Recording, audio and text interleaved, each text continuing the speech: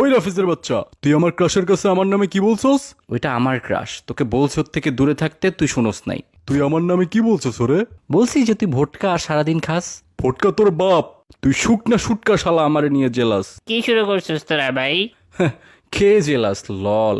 ভাই ইফতি যে পরিমাণে মোটা, ওর একটা ছবি তুলে আমার ফোনের স্টোরেজ ফুল হয়ে গেছে।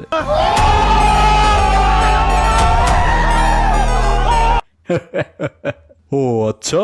ভাই রাফেজ এত পরিমাণ শুকনা যে ও যদি একটা মার্বেল খাওয়া ফেলায় সবাই ভাববে ও প্রেগনেন্ট।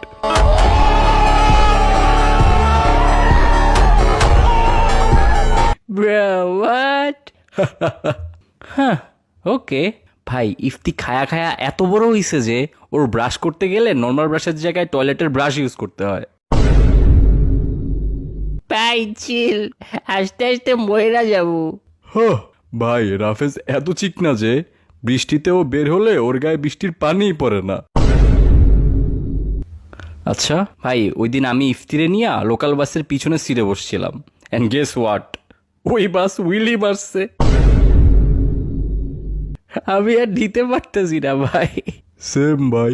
ভাই ওই এত বড় বড় কথা বলতেছে, ও লিটারালি জাম্প করলে হাওয়ায় ভাসবে। ও এত পাতলা যে গ্র্যাভিটি ওকে নোটিসই করবে না। আর তুই এত মোটা যে তুই কোথাও পৌঁছানোর আগে তোর পেট পৌঁছায়। অফ যা ভাই। বেশি করছস না? তোর সাথে আমার কাটটি ঘুরবো না তোর সাথে আর। মারা খাও। তোকে সবকিছু থেকে তিরস্কার করলাম। আমার তোরা কি নিয়ে ঝগড়া করতেছিলি ভাই?